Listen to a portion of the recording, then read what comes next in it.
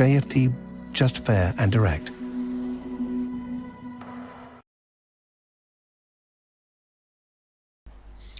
Okay, hello and welcome everyone. Welcome to JFD Traders Tea Time with me, Darius Anucauskas. Today's the 12th of February 2021, so yep, welcome everyone. Welcome to this Friday's afternoon session where we're gonna have a very quick look at the markets, a few of the charts, basically the usual stuff. But before we do that, as always, let's quickly have a read through our risk disclaimers. So, the content we produce does not constitute investment advice or investment recommendation, should not be considered as such, and does not in any way constitute an invitation to acquire any financial instrument or product. As always, a few seconds for you to read the rest and we can continue.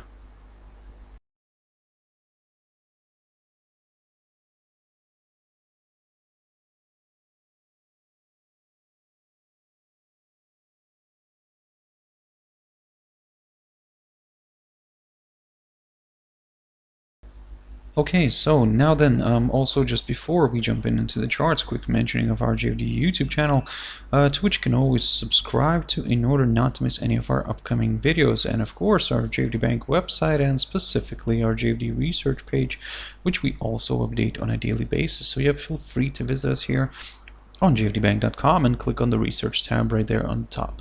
Now then guys, jumping into the charts, the first one I want to pick up here is the German index DAX. Nothing major is happening here, to be honest. I mean, but as I mentioned this morning when I was covering DAX, saying that if the price today remains within the range of yesterday's trading, then well, I mean, I'll take a neutral stand here and basically probably leave it until Monday, and then we'll take it from there, because at the moment it's a bit too risky here, so that's why probably like I said, I'm waiting for a push either above this 14,100 and sorry, 14,063 territory here on the upside, or on the downside I would need to see a drop somewhere below the at least initially at least below the 13,916 zone right here, which is the low of yesterday, and then just to kind of strengthen the downside scenario, short-term downside scenario, I would like to see a drop below the 13,866 territory, and then we could take it from there. Jumping into S&P 500 now, here the index yesterday kind of closed virtually unchanged. I mean, we saw a bit of a roller coaster ride here, where the index kind of pushed higher initially, then it sold off, and then managed to recover everything, go back into positive territory, and then kind of by the end of the US closing bell, or should I say by the US closing bell, it kind of ended up just flat so for the day. And looking at the cash index right now, we can see that the price is balancing around the 3,909 zone, so slightly below yesterday's close, but still not this huge disaster, I would say. So in a way it could still push higher. However, in order to get a little bit more excited with the upside, I would like to see a push above the 3,931 zone, which is the current all-time high, and then go for some higher levels. This way the pop here above this area would confirm a forthcoming higher high, and more buyers could join in. DXY. So the dollar index is making its way up again here. However, as if you remember this morning, I said that if it trades somewhere around here still, I will take a bit of a neutral stand, because again, it's a very tricky moment here. For me to maybe start looking at some higher levels, I would need to see this one at least pushing back above the 91.24 zone right here, and then I could go for some of those higher levels. But at the moment, guys, I mean, it's not really working well here. To be honest, neither for the sides. Yes, I mean, we are seeing a bit of a push here. However, not really kind of getting comfortable here with higher levels as long as it stays in this low territory. For the downside, I would need to see a drop below the 90.25 territory right here, marked by the current lowest point of this week, and then yes, lower levels could be met. Gold. Gold is moving nicely to the downside, so of course the slightly stronger dollar is helping the gold bears. And the most important, so far everything is working according to the plan. I mean, my plan was that if we see that drop below the 1819 zone, then yes, further declines are possible, especially if the daily candle stays below this hurdle, below this 1819 zone. Well, I mean, let's see how this is going to play out today. But the very interesting part here, of course, is looking at the weekly candle, because I mean, in a way, it might end up here as being a possible a doji here, or a shooting star, or a hammer. Sometimes, I mean, we can refer to that. Depends, of course, how this will end today, but keep your eyes on this weekly candle. I mean, it might tell us a lot going into next week, and especially, of course, keep your eyes on this 1819 zone. If the price stays below it today, then yes, in a way, there is a chance for further declines. Brent Oil, quick update on this one. So yesterday I talked about Brent Oil and was saying that watch for the, I mean, this candle here kind of act as a nice, this Wednesday's candle act as a potential reversal signal. I mean, you can see that we formed a doji here. Yes, yesterday we saw a continuation move lower. However, it wasn't a significant one. I mean, the commodity kind of drifted below that 60.84 territory that I spoke about during my trader's tea time yesterday. It did move lower today below it as well, but as you can see, the bulls kind of pushed the commodity back up. To be honest, I'm going to leave this one for now.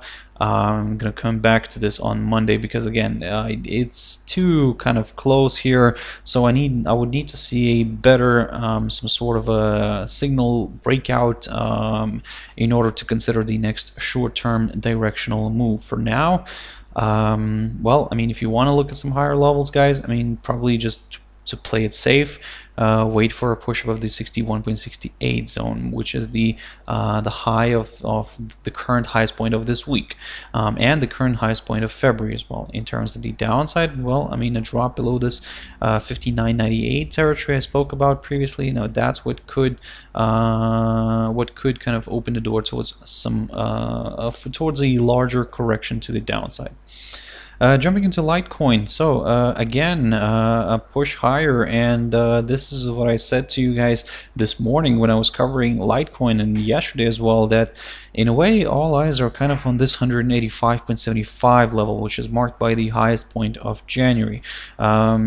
This week we keep getting overshoots, but we don't really get that daily candle staying above this hurdle. So let's see how today's price action is going to end up being in relation to this 185.75 territory, because if once again we see this daily candle staying below this area, well, maybe not all is good in the bull block, and we could see this maybe the crypto correcting a little bit to the downside. So let's wait and see, guys. AUDCAD very quickly here.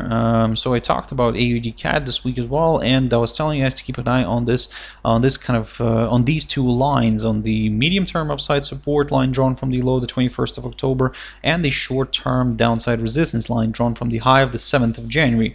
We can see that the pair did kind of break the downside line here. So yes, I mean, that one kind of partially kind of worked out here for the upside. However, the reason why I'm saying partially, because previously when I said that if we want to get a little bit more excited with the upside, still a push above the 0.9851 level would be required, because as you can see, it has been acting as a strong area of resistance, and well, I mean, it's a clear explanation why, because yesterday the rate got held here near this hurdle. On Tuesday as well, the rate got held here. So, and today, although we did get an overshoot, you can see that the bears kind of pushed the pair quickly back below this area. So yep, that's why for now it is how it is, guys. I mean, we'll still have to wait until we get a nice daily candle here staying above this hurdle, and then higher levels could be met. For now, it's we're just, let's say, somewhat bullish or cautiously bullish, but again, yeah, we're very close here for further upside moves. USD JPY, so working out nicely. This idea here, the idea was here to see if this hurdle here, the 104.40, or the this upside line will provide support. So the hurdle provided support together with the 21-day EMA, and we're seeing a nice reversal back to the upside. Now, as I've drawn this one before, I said that if we see this move, my next target is only this 105.35 zone over here, which coincides with the 200-day EMA. And for now, I'm just going to aim for that, and after that I'll see what it wants to do next, because again, it might get a hold up here, it might reverse back down here, and basically we could be seeing here a possible squeeze again, maybe a potential triangle forming. But again, let's not get ahead of ourselves. First, let's go step by step on this one. My next target is the 105.35 zone, unless this pair sharply reverses back down and breaks this upside line and falls below the 104.40 zone. Then yes, lower levels could be met. Something that you probably don't look at very often, but Euro-NOK, these pairs, Euro-NOK, Euro-SEK, these pairs do present themselves, nice opportunities. And here, for example, at this point, Euro-NOK is reversing nicely from its key support zone, not this one, but this one right and there we go. This one right here, roughly around the 10.21 zone, approximately around here. This week we tested that area, even slightly overshot it, but you can see it continued to provide this good support zone. This level is the lowest point of January, and we're now kind of aiming for that 21-day EMA. We did come very close today to testing this EMA, but yep, it then kind of corrected back down. So if you want to look at, for example, the downside, well, probably just wait for a drop below this hurdle, below this area, below the lowest point of January, and then go for further declines, just to be on the safe side, because such a move would confirm a forthcoming lower low. Of course, don't get me wrong, we are still trading below some of the tentative downside lines here, but yeah, I mean, for now, I mean, it could push higher, it could make its way towards this downside line again, and well, I mean, then we will have to just take it from there. In terms of the upside, well, again, a break of this downside line is required in order to get a little bit more excited with the upside. However, for something maybe more of a medium term, what you could look at here is, of course, this the high, I think it's the highest point of January. Just let me double check.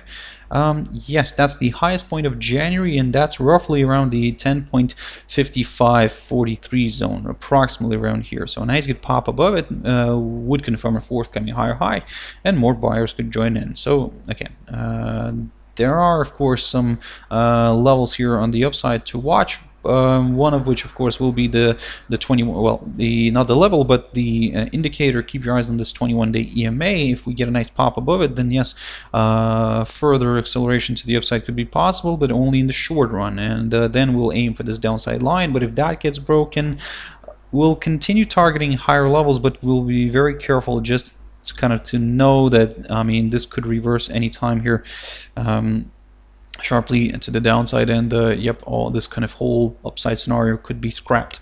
But again, it is how it is, guys. For now, like I said, it's interesting. We had a nice rebound here from the lowest point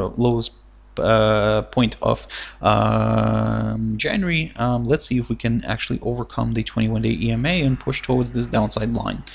And finally, your EURUSD. So this one, well, as you can see, that's the reason why I was saying to you guys yesterday, and actually throughout this whole week, and today, this morning, I repeated that A push above the 1.2156 territory was needed in order to go for some higher levels. The fact that the pair was trading above the 21-day EMA was still not enough, and I've mentioned this morning in my Traders Espresso, and I've mentioned that yesterday in my videos as well. So because basically, yes, we were trading above the 21-day EMA, but it was struggling with this hurdle, and that's why I said that I would prefer actually to wait for a break for this hurdle in order to aim for some higher levels. But instead, you can see that we had a drop below this 1.2109.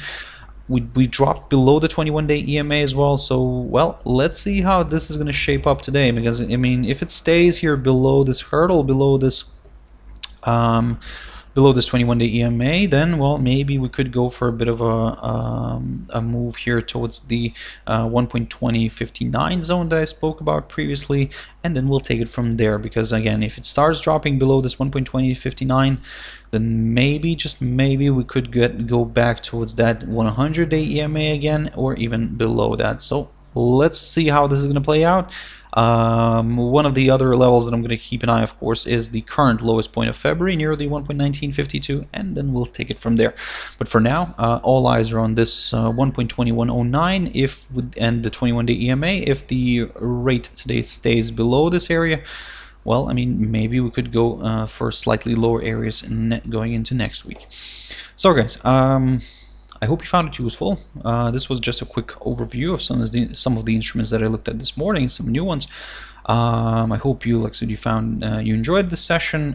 If you want to catch my video on Monday, as always, my Traders Espresso, 7 o'clock GMT time. But for now, guys, I hope you have a wonderful evening, wonderful weekend, stay safe, and I'll see you later on Monday. So thank you very much for watching and listening. Have a nice weekend. Bye-bye.